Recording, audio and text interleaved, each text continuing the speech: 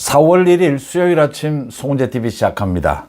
4월 1일은 만우절이죠. 소위 거짓말 같은 일들이 벌어지고 있습니다. 그러니까 이제 법원에 의해서 이 충북도지사입니다. 김영환이 컷오프된 부분에 대해서 이 가처분 신청을 했는데 법원에 의해서 받아들여졌습니다. 김영환에 대한 컷오프는 잘못됐다, 이런 판결입니다.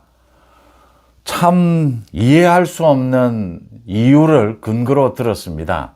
그러니까 김영환을 컷오프 시키고 난 다음에 2차 추가 모집을 하는 것이 절차에 어긋났다. 그래서 김영환 컷오프는 잘못됐다, 이런 결론을 내렸습니다. 또 이 같은 재판부에서 주호영에 대해서 가처분 신청, 컷오프 가처분 신청에 대해서도 아마 빠르면 오늘 내일 이제 판결이 나올 것으로 보입니다. 이 판결이 잘 됐느냐 잘못됐느냐 라는 것도 짚어야겠지만, 더 중요한 것은 국민의힘의 장동혁 지도부가 여기에 어떻게 대응할 것이냐, 이건 거의 결단이 필요한 순간입니다. 지금 이제 지방선거까지 63일 남았습니다. 지금 판결의 잘잘못, 컷오프의 잘잘못, 이런 것을 따지는 것보다 더 급한 것은 이런 판결이 내려졌는데 여기에 어떻게 대처할 것이냐, 어떻게 판을 다시 뒤집어서 이 정상화시킬 것이냐, 이게 지금 더 급해졌다라고 하는 것이고요. 대구에 이어서 서울과 부산 지방선거 여론조사 결과가 속속 발표가 되고 있습니다. 그러니까 동아일보가 지난 28일에서 30일까지 서울은 802명, 부산은 804명입니다. 서울과 부산 여론조사 결과를 발표를 했습니다. 참 이 여론조사 결과, 대구까지 포함해서 또 법원의 가처분 신청에 대한 판결, 참 좀 거짓말 같은 것이다. 지방선거를 앞두고 여론이 출렁이고 있습니다. 그런데 응답을 하지 않는 사람이 60%를 넘고, 지금 소위 이 당 저 당 어느 쪽도 지지하지 않는다라고 하는 사람도 30%를 넘습니다. 아직 얼마든지 뒤집을 수 있는 이 여지는 남아있고, 충분히 앞으로 2달 동안 이 뒤집을 수 있다라고 하는 것입니다. 동아일보에서 리서치앤리서치에 의뢰를 해서 한 이 여론조사 결과부터 말씀을 드리겠습니다. 가장 관심을 끄는 것이 양자대결이죠. 양자대결. 서울의 경우입니다. 민주당은 정원호, 국민의힘은 오세훈 가장 앞서고 있죠. 정원호 42.6, 오세훈 28입니다. 민주당의 정원호에 이어서 두 번째 지지를 받고 있는 박주민입니다. 박주민과 오세훈을 양자 대결을 하니까 박주민 39.6, 오세훈 28.2입니다. 그 다음 부산시장입니다. 전재수, 민주당의 전재수와 부산의 박형준, 주진우입니다. 전재수, 박형준 43.7, 전재수, 박형준은 27.1입니다. 16%포인트 이상 차이가 납니다. 그 다음 전재수와 주진우입니다. 전재수 45.3, 주진우 25.5입니다. 19%포인트 정도의 차이입니다. 이런 차이, 지난 1월에는 서울 경우에는 오세훈이 정원호를 앞서고 있었는데, 전재수가 좀 앞서긴 했는데 이렇게 차이가 벌어지진 않았는데 이젠 좀 차이가 많이 벌어졌다라고 하는 점입니다. 이재명 정권에 대한 지지율이 서울, 부산 모두 60%대입니다. 엊그제 발표가 됐던 대구에서도 지금 김부겸이 50% 육박하고 있다. 국민의힘은 6명, 지금 경선에 나서 있는 6명 후보를 모두 합해도 36%대다. 최고 앞서고 있는 이 추경호는 16%에 불과하다. 충격적인 이런 내용들입니다. 서울, 부산, 대구 이 당원들과 시민들이 정말 많이 화가 났구나. 국민의힘에 많이 신뢰가 떨어졌구나라는 생각을 하게 됩니다. 그 다음 민주당의 서울시장 후보 적합도입니다. 정원호가 22.7, 일반 시민들을 대상으로 한 겁니다. 이거 박주민은 15.7이었습니다. 정원호가 유력하지 않느냐. 그런데 응답을 하지 않는 사람이 58.8%였습니다. 이건 일반 시민입니다. 지금 민주당이나 국민의힘이나 소위 이 시장 후보를 뽑는 것은 당심 50%, 민심 50%입니다. 그래서 이 내용과는 좀 다를 것이다. 정원호가 더 앞서갈 것이다. 이렇게 보입니다. 국민의힘 서울시장 후보는 오세훈 27.4, 윤희숙 5.2 뭐 이런 순서입니다. 다음 부산시장 후보 적합도죠. 민주당의 경우에는 전재수 39.9입니다. 국민의힘은 박형준 23.1, 주진우 16.6이었습니다. 주진우가 좀 뒤처지고는 있는데 이게 당심 50%, 민심 50%. 그렇게 되면 최소한 박빙의 승부 아닐까 이렇게 보입니다. 대구에 이어서 서울, 부산 모두 이렇게 국민의힘이 지고 있고, 문제는 이게 지난 1월과 비교하면 굉장히 여론이 크게 흔들렸다. 국민의힘 지지율이 크게 빠졌다. 그런데 아직 응답하지 않는 사람들이 60%를 넘고, 뭐 민주당, 국민의힘 어느 쪽도 지지하지 않는다라는 사람들도 30%를 넘는다. 그래서 앞으로 이걸 뒤집을 여지는 충분히 남았다라고 하는 겁니다. 그런데 여기에 엎친 데 덮친 격으로 김영관 컷오프를 한 이 부분에 대해서 서울 남부지법 민사합의 51부입니다. 재판장 권성수입니다. 그러니까 얼마 전에 국민의힘이 징계를 내렸던 이 김종혁이나 배현진에 대해서 이 가처분 신청, 효력정지 가처분 신청도 받아들였던 이 재판부입니다. 뭐 이 재판부에서 지금 남부지법입니다. 이 재판부에서 정당 관련해서 국회에서 일어나는 모든 이 재판에 대해서는 이 재판부가 담당을 합니다. 그러니까 앞으로 주호영에 대해서도 이 재판부에서 담당하게 됩니다. 김영환에 대해서 이게 컷오프가 잘못됐다. 가처분 신청을 받아들였습니다. 뭐 많은 이야기들을 하고 있는데 핵심은 왜 이게 잘못됐느냐. 김영환을 컷오프 시키고 난 다음에 추가 공천 신청자를 추가 모집을 했는데 이게 공고를 당헌 당규에 이게 3일을 보장을 해줘야 되는데 하루만 보장을 해줬다. 그러니까 하루 만에 이 추가 접수, 추가 모집을 끝냈다. 이건 당헌 당규를 어긴 것이다.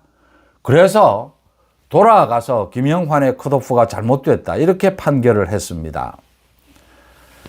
이 판결에 대해서 김영환 측은 환영한다라고 했고 주호영도 곧 판결을 앞두고 있는데, 그러니까 정당의 일, 특히 이 공천과 같은 이런 정무적인 판단에 대해서는 법원이 거의 개입하지 않습니다. 근데 여기에 개입을 한 만큼 자기도 굉장히 좋은 결과가 나올 것이다. 뭐 이런 이야기입니다. 여기에 따라서 이제 김수민 후보입니다.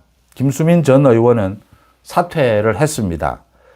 이제 김수민이 이렇게 추가 모집에 응한 것은 잘못됐다 이런 판결이 나왔기 때문에 또 김수민 자기 입으로도 이게 인용이 되면 사퇴하겠다라고 해서 뭐 사퇴할 수밖에 없습니다. 사퇴를 했습니다.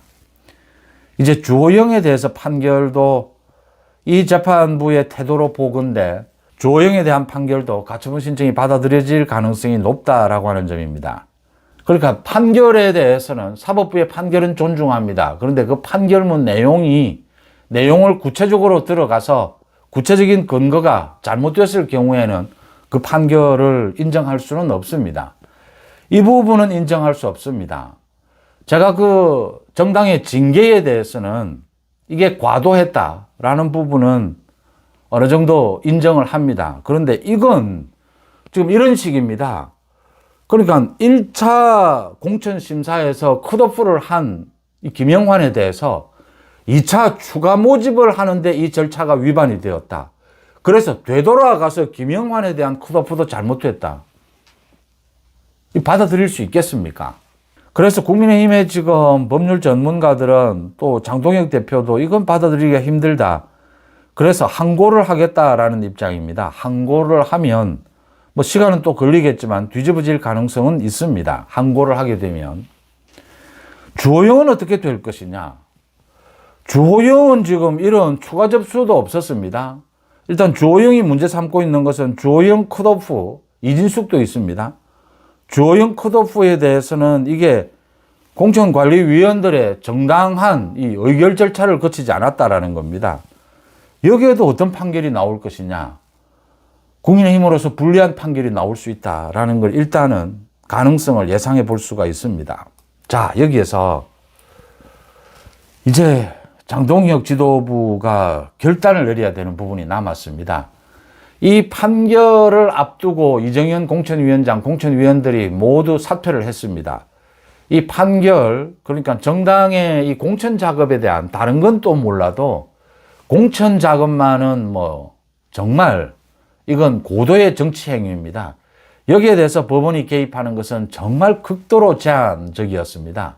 자제를 해왔습니다. 근데 여기에도 이제 개입을 했다라고 하는 것입니다. 항고를 하는 것도 방법입니다. 법적으로 대응하는 것도 방법입니다. 이건 명백하게 말이 되지를 않습니다. 이 판결은. 이제 이런 판결을 겨냥해서라도 이정현이 사퇴를 한 것입니다.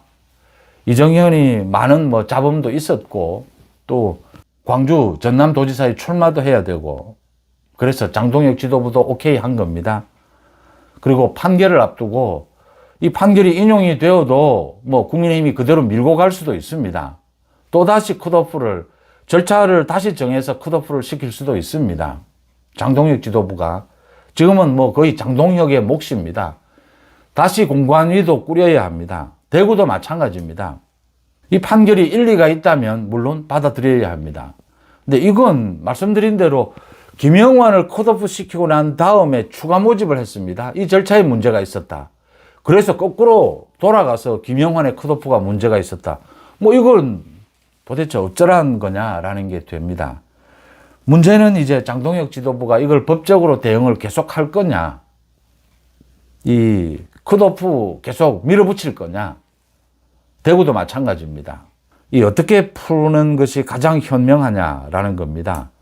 어제 주호영도 만났습니다. 장동혁 대표가 심사숙고하겠다. 주호영 컷오프 이 부분을 이진숙도 마찬가지입니다. 이게 또 이진숙 다르고 주호영 다릅니다.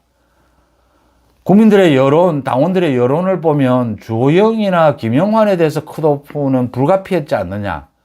그런데 이진숙을 뭐 정치 초년생인 이진숙을 컷오프하는 것은 이해할 수 없다. 뭐 이렇게 나뉩니다. 부산도 현재 현역 부산시장인 박형준을 컷오프하려고 하다가 이제 주진우가 경선하겠다라고 해서 이건 경선을 하고 있습니다. 대구, 충북 지금 문제가 되고 있고 여론조사 결과 뭐 서울, 대구, 부산 모두 지고 있습니다. 이럴 때 장동혁 지도부가 어떤 결단을 내려야 하느냐. 법적인 이 판결 문제가 있습니다. 법적인 것은 법적으로 대응하는 것이 맞습니다. 그런데 지금 이 60일 남은 이 지방선거 판국에서 과연 그렇게 하는 것이 결국은 국민들의 여론입니다. 뭐 판사 한 명의 판결이 문제가 아니라 당원들, 국민들의 여론이 어느 쪽에 손을 들어주느냐. 그거에 따라서 판단을 내려야 합니다. 결단을 내려야 합니다. 지금 대구와 충북을 놓고 대구의 경우에도 저 여론의 대구 시민들의 저 분노의 폭발 또 전체 국민들의 이 분노, 불신 전체를 감안해서 정무적인 결단을 내릴 수밖에 없습니다. 법적으로 억울하지만 법적인 대응보다는 대구, 충북 컷오프를 취소하고 원점에서 다시 경선을 하는 방법. 이진숙, 주호영, 이 김영환에 대해서 이 컷오프를 취소하고 그 방식이 맞지 않나. 그 방식을 택하면서 장동혁 대표가 국민들 앞에 정말 진심으로 사죄를 하고 당 혁신을 약속하는 이 방법, 이게 지금 이걸 푸는 방법 아니겠느냐. 분명히 이 판결은 잘못됐습니다. 주호영에 대해서 어떤 판결을 내릴지 모르지만 주호영에 대해서 컷오프도 저는 필요했다라고 봅니다. 이진숙은 아닙니다. 그러나 법적으로 옳고 그름을 따지는 것과 정치적으로 어떻게 대응하느냐는 다른 차원의 문제입니다. 결국은 심판을 하는 것은 국민들입니다.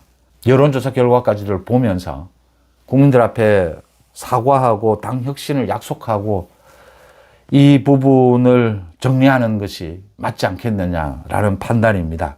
지난밤 아마 장동혁 대표가 잠을 이루지 못했을 겁니다. 참 이게 뭐 엎친 데 덮친 격입니다.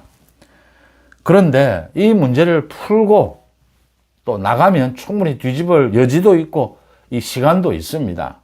방법도 남아 있습니다. 그러니까 벌어놓은 것이 좀 많으면, 지지율에서 좀 여유가 있으면 선택의 이 폭이 넓어집니다. 뭐 시간을 두고 법적으로 대응할 수도 있고 뭐 여러 가지 방법을 생각할 수 있습니다. 그런데 지금 뭐 바닥을 치고 있습니다. 벌어놓은 게 없습니다.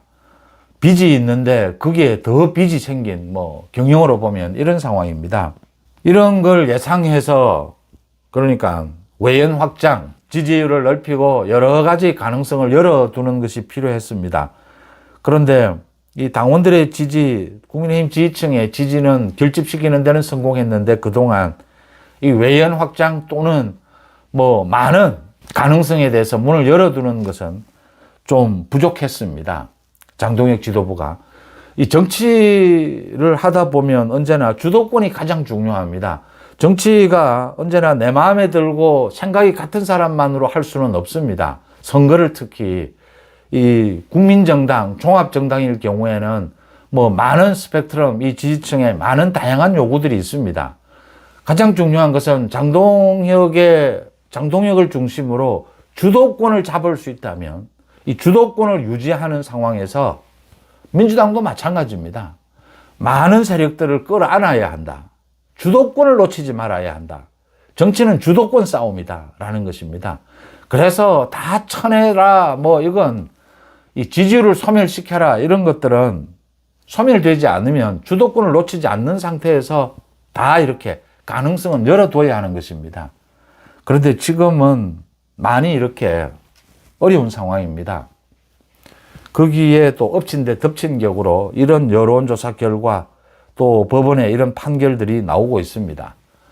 이걸 빠른 시간 내에 일거에 뒤집는 정치적 결단으로는 원점으로 되돌리는 방법, 대구는 원점으로 되돌려야 하지 않겠느냐 이렇게 보였는데 충북까지 이 상황을 돌파하는 것을, 이걸 법적 대응을 해서 더 시간을 끄는 것이 법적으로 제대로 된 판결을 받아낸다 하더라도 국민의힘에 과연 이익이겠느냐, 이득이겠느냐라는 생각을 하게 됩니다. 또 추가 모집을 했던 박수민도 이제 사퇴를 할 수밖에 없습니다. 또 이걸 강행을 하다 보면 법원에 더 추가 판결이 나올 수도 있습니다. 이 정치적으로 푸는 것이 맞지 않겠느냐 이렇게 보이는 부분입니다. 그리고 마지막으로 한 가지 지적할 부분은 이제 선거가 2달 남았는데 소위 조중동, 조선동아, 이 중앙일보, 그다음 KBS, MBC, SBS, 소위 기존 이 언론들입니다. 기존 언론들에 대해서 국민의힘이 좀 관리를 할 필요가 있다. 지금 제가 전체적으로 보건대 너무나 민주당 쪽이고 국민의힘에 대한 비판, 이 균형감을 잃고 있다. 조중동 뭐 방송 마찬가지입니다. 이 부분에 국민의힘이, 그러니까 국민의힘이 당 혁신도 필요하고 이 장동혁 지도부가 대변인단을 통해서 또는 이 기성 언론, 기존 언론에 대한 좀 관리가 필요하다. 균형을 잡아달라. 이렇게 해서 선거를 치르기는 힘듭니다. 유튜브만으로 선거를 치를 수는 없습니다. 유튜브는 기본적으로 구독자 위주로 움직입니다. 이게 아무리 100만, 200만이 돼도 유튜브는 거의 한 색깔입니다. 그런데 기존의 조중동은 범위가 넓죠. 이 기존의 조중동이 국민의힘을 왜곡해서 비판하는 이런 목소리가 있다 하더라도 기존의 언론들이 유튜브와는 달리 팩트체크에서는 뭐 압도적으로 강합니다. 다 수백 명씩 기자들이 뛰고 있습니다. 그래서 팩트체크에 가게 되면 조중동, 이 KBS, MBC에 의존할 수밖에 없는 상황이죠. 보수 전체로 지금 향해 나아가기 위해서는 이 기존 언론에 대한 관리도 필요하다. 이 완전히 균형이 무너져 있습니다. 완전히 기울어진 운동장입니다.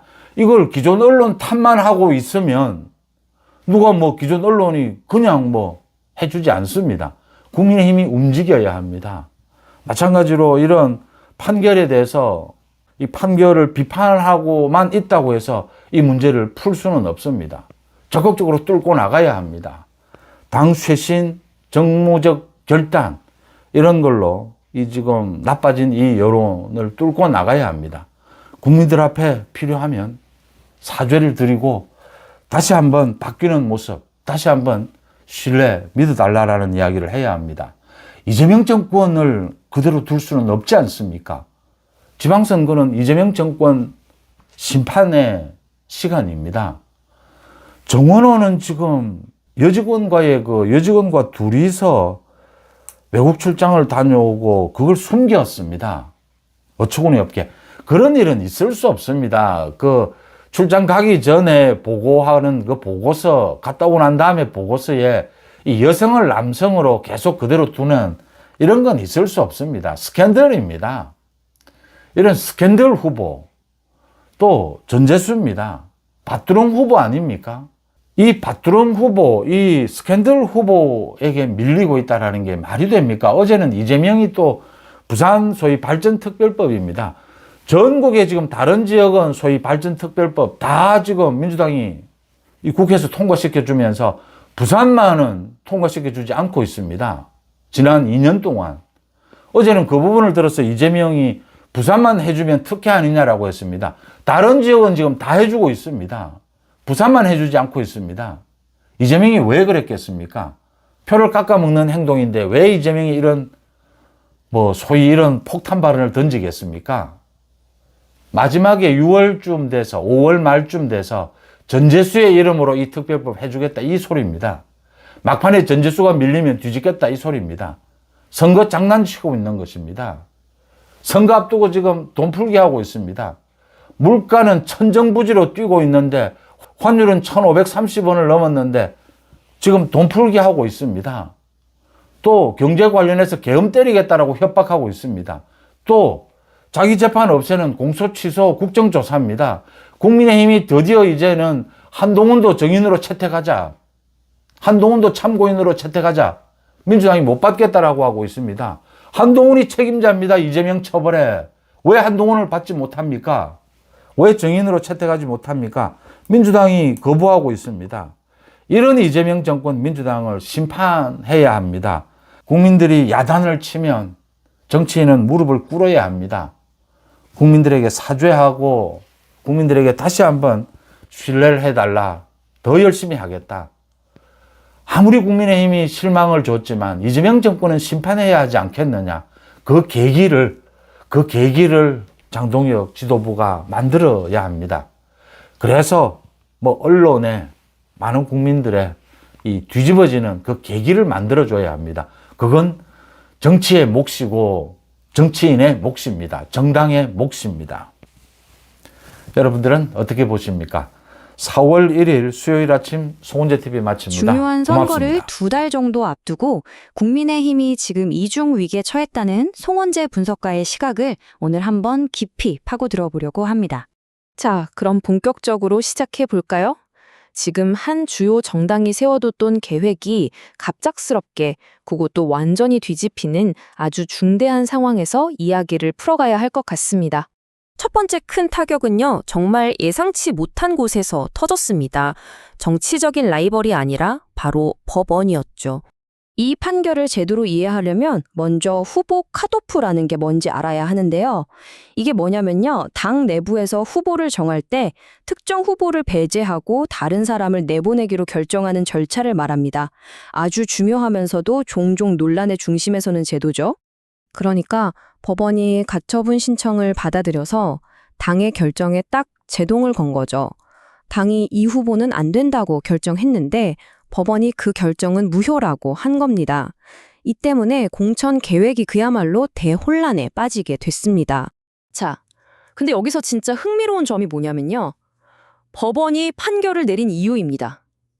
컷오프된 후보자 자체에 무슨 문제가 있었다기보다는 당이 그 후보를 교체하는 과정에서 절차를 어겼다는 거예요. 당의 규칙을 당이 스스로 어긴 일종의 기술적인 실수였던 거죠. 이 법적인 문제만으로도 머리가 아플 텐데 엎친 데 덮친 격으로 또 다른 심각한 문제가 터집니다. 바로 민심을 보여주는 여론조사인데요. 그 수치가 심상치 않습니다. 가장 중요한 승부처 중 하나인 서울부터 한번 볼까요? 동아일보 여론조사 결과를 보면 국민의힘 후보가 지금 꽤 큰 차이로 뒤처지고 있는 걸 볼 수 있습니다. 그리고 이 문제는 서울에만 있는 게 아니에요. 또 다른 핵심 격전지인 부산을 보면요. 격차가 16%포인트 이상으로 훨씬 더 벌어져 있습니다. 상황이 더 심각하죠? 그런데 말이죠. 이 자료에서 주목해야 할 정말 중요한 포인트가 하나 있습니다. 이렇게 지금 지지율이 안 좋게 나오고는 있지만 아직 마음을 정하지 않았거나 응답하지 않은 사람이 무려 60%에 달한다는 점이에요. 이건 다시 말해서 아직 선거는 끝나지 않았다. 얼마든지 뒤집힐 수 있는 여지가 있다는 걸 보여주는 거죠. 자, 이렇게 법적으로도 또 여론으로도 위기에 몰린 상황에서 장동혁 대표가 이끄는 당 지도부는 정말 중대한 선택의 기로에 서게 됩니다. 분석관은 이걸 아주 명확한 갈림길로 보고 있어요. 하나는 법의 논리대로 법정에서 끝까지 싸우는 길, 다른 하나는 방향을 완전히 틀어서 민심, 즉 여론의 심판을 받겠다는 길, 둘 중 하나를 선택해야 하는 거죠. 그런데 문제는 시간입니다. 선거까지 남은 시간은 고작 60일. 이 분석에 따르면 지금 상황에서 법적 다툼을 길게 끄는 건 그 재판에서 이기든 지든 결국에는 선거에서 지는 게임이라는 겁니다. 자, 그렇다면 어떤 길을 가야 할까요? 이 분석가는 법적인 원칙보다는 정치적인 현실을 직시해야 한다면서 좀 어렵지만 명확한 해법을 제시합니다. 총 4단계로 이루어진 완전한 리셋 계획인데요. 논란이 된 컷오프를 전부 없던 일로 하고 관련된 모든 후보를 다시 경선에 참여시키는 겁니다. 그리고 이 모든 혼란에 대해 지도부가 깨끗하게 사과하고 당을 바꾸겠다고 약속하라는 거죠. 이게 바로 출혈을 멈추고 대중의 신뢰를 되찾을 수 있는 마지막 기회라고 보는 겁니다. 이런 과감한 조치를 해야 하는 이유로 역설적으로 상대방의 약점을 듭니다. 지금 민주당 후보들이 이런저런 논란에 휩싸여 있는데 이런 상대에게 지고 있는 상황 자체가 말이 안 된다는 거죠. 그러니 내부를 먼저 정리해서 전열을 가다듬고 상대의 약점을 제대로 공격해야 한다는 아주 열정적인 주장입니다. 결국 핵심은 이겁니다. 이 자료는 우리에게 아주 고전적이면서도 어려운 정치적 딜레마를 던져주고 있어요. 위기 상황에서 리더는 과연 원칙, 즉 법의 조문을 따라야 할까요? 아니면 민심, 즉 예측 불가능한 여론의 흐름을 따라야 할까요? 어떤 길이 더 큰 위험을 그리고 또 어떤 길이 더 큰 보상을 가져다 줄지 한번 생각